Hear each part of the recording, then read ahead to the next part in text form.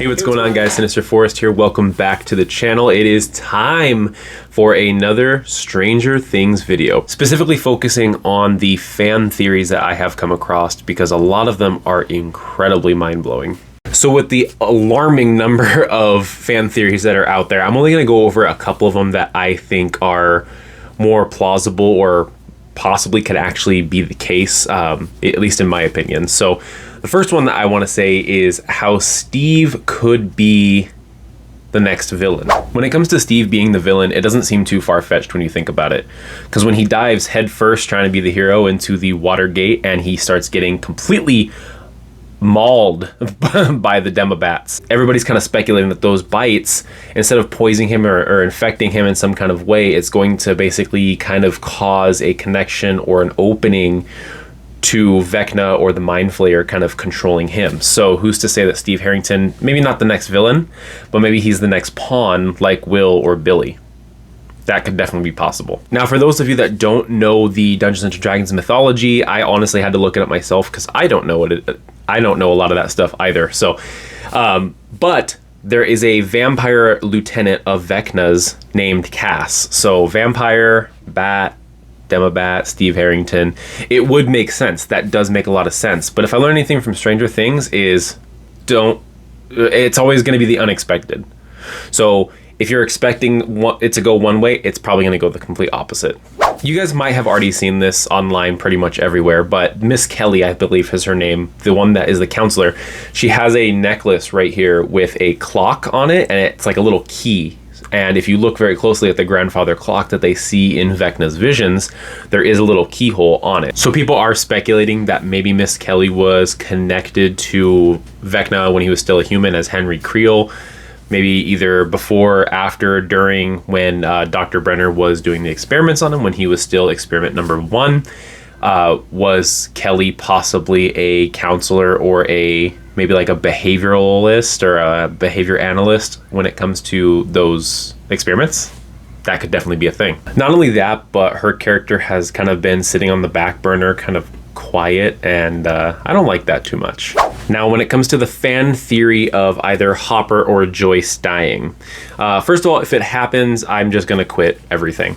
But the reason why I don't think it's going to be Hopper or Joyce, and unfortunately I do think it's going to be Murray that is going to be the one to unfortunately not make it to the 5th season. Joyce and Hopper's character arc and their relationship together has gone through so much. The heartbreak that Joyce faced when she thought she lost Hopper, the overexcitedness and disbelief when she found out that he's still alive, the fact that she went like halfway across the world just to rescue him from a Russian prison and ended up getting fooled and duped by Yuri, unfortunately. I feel like the two have been through way too much together for them to just kill off one another, because we all thought that Hopper died in the last season, and we were all really, really angry. We were sad, and when we found out that he was alive with the teaser trailer, we were all like, how'd that even happen, right? The reason why I think that it's going to be Murray is just because I feel like his character played his part. His character did his job, and with as much as I'd hate to see him die in the show, I think that he is going to be the one to go, or one of the ones to go, and I'm not really looking forward to that part, honestly. I feel like it's going to come down to, like, you know, him saving Joyce and Hopper and possibly even Enzo so that they can get away, and Murray's going to meet his untimely demise. Now, probably one of the most talked about fan theories out there, in my opinion, is the fact that Eddie Munson could possibly be Experiment 10. Okay, now that does seem a little bit too far-fetched, but if you think about it, maybe it could be real. Because if you think about the facts, Eddie didn't really have parents. He lived with his uncle.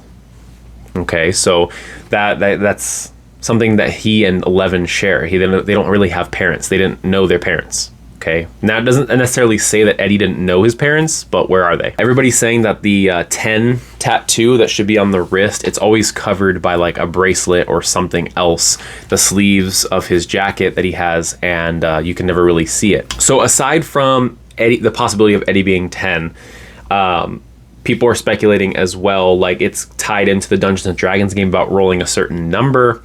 So 11 isn't going to be able to do it by herself. In the beginning of the game, they mentioned something about 20. Now, I don't know if they needed to roll a 20 because that's how many hit points he had left, or that's just like what he needed to like critical him, or I really don't know how Dungeons and Dragons work, so I apologize for that, but nevertheless, they needed 20.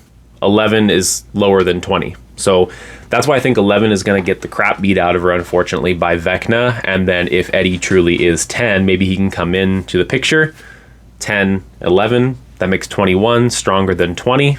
Maybe they can work together to defeat Vecna. Very far-fetched. Again, I don't know how the game works, so I could be way off. It's just a fan theory that I've also seen online. I could have also misinterpreted it, but that's just what I think.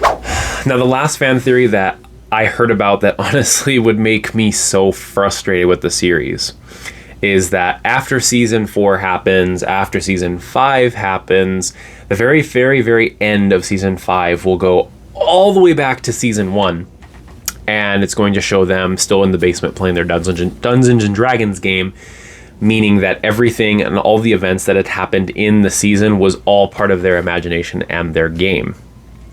If this happens, there's going to be a riot because that would be like one of those horror movies that like they wake up and realize everything was a dream. Like it's very, very annoying, and I really hope they don't take that route with that. All right, you guys, thank you so much for watching this video. Thank you so much for continuing to support the channel. Make sure to hit that like button, that subscribe button, share it with your friends, get the notifications so you see when I post new videos. And let me know what your guys' fan theories are, or what you think is going to happen. Who do you think is going to die? Hopefully not Eddie, hopefully not Steve. Hopefully it's somebody annoying that we don't really like that much, like Angela. Anyway, thank you guys so much for watching the video, and I will see you guys for the next one.